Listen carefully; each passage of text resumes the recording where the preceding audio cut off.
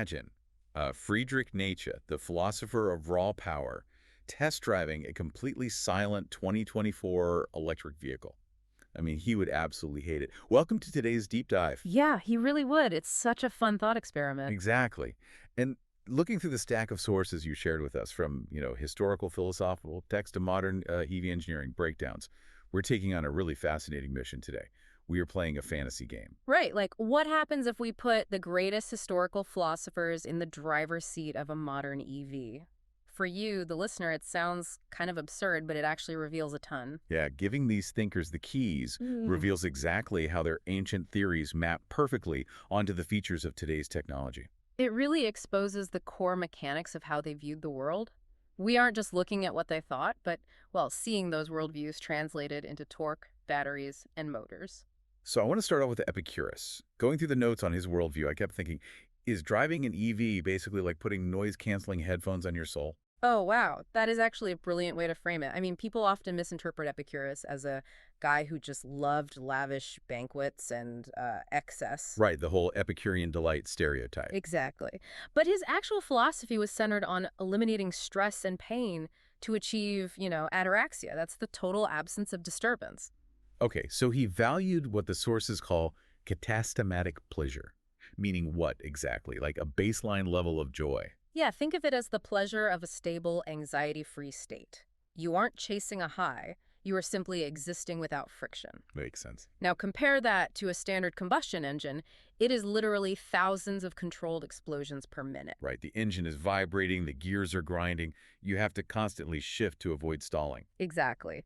Philosophically, a gas car is basically a machine that generates mechanical anxiety. So the EV motor, which is just this smooth, silent, magnetic glide, perfectly embodies catastamatic pleasure. He's just floating down the road in total peace. Precisely. But, Epicurus is all about curating his own internal peace. If we look at someone who aggressively rejected the outside world altogether, Like who?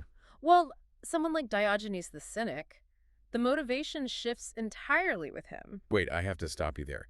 Diogenes hated society. I mean, he lived in a literal barrel in the street. Yeah, the guy was intense. He threw away his only wooden bowl because he saw a child drinking out of his hands. You're telling me he would care about a complex, high-tech EV? That makes zero sense. I know, it sounds totally contradictory until you look at his core obsession, which is autarky, absolute self-sufficiency. Okay, so he despised depending on any external system. Exactly. To him, relying on society was a form of slavery. And think about what driving a gas car means. You are permanently tethered to the global geopolitical oil grid. You need the gas station, the supply chains, all the refineries. Right. But an EV changes the equation. If Diogenes can, say, bolt a solar panel to the roof of his barrel and charge his EV using just the sun, he severs that tether. Oh, wow. He achieves technological autarky. Yes.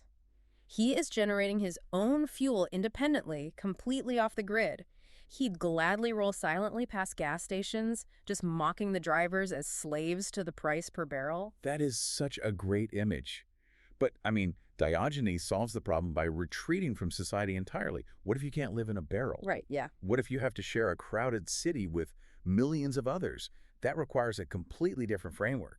Which brings us to Immanuel Kant.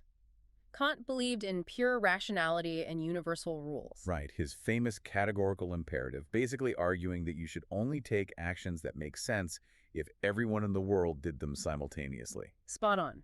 So if everyone in a dense metropolis drives a car pumping out toxic exhaust, the air becomes unbreathable, the environment literally destroys the people in it. It creates a logical contradiction, which I know Kant couldn't stand. Yeah, he hated that. But there's a deeper mechanical alignment here, too. Combustion engines are incredibly inefficient. They lose about 80% of their energy as wasted heat and friction. Right, whereas an electric motor uses almost all of this energy for pure forward motion. Exactly. For Kant, this thermodynamic efficiency isn't just an engineering feat. It's the ultimate triumph of practical reason. It is energy used rationally, without waste, in a way that works as a universal law. I could definitely see Kant nodding approvingly at the thermal efficiency. But let's circle back to that opening thought about Nietzsche. Ah, yes. The ultimate hater. Kant loves the logic, Epicurus loves the peace. But why does Nietzsche despise the EV? Because to Nietzsche, engineering a car to be perfectly silent, safe, and emission-free is a too human attempt to anesthetize danger. Right, he championed the Dionysian spirit, embracing the chaotic, brutal, and sometimes dangerous nature of reality. Exactly. So a combustion engine, which as you said earlier is literally powered by thousands of contained explosions, appeals to him. It is the perfect physical metaphor for his philosophy, isn't it? It really is. The engine harnesses violent explosions to overcome physical resistance. It taps into the will to power, the drive to overcome struggle and achieve greatness. And an EV just removes the struggle. Right, it removes the roar and the mechanical resistance. To Nietzsche, making the drive effortless makes it weak. Wow. Let's pause this fantasy game for a second and let you, the listener, think about it. Which of these philosophical rationales resonates most with you? Are you chasing Epicurus's quiet peace or Diogenes' solar-powered independence? Or maybe Kant's universal efficiency? Or Nietzsche's raw, unfiltered mechanical rumble? We want to thank you so much for taking this ride with us and for your time today. Yes, thanks for joining our deep dive. But before you go, consider this.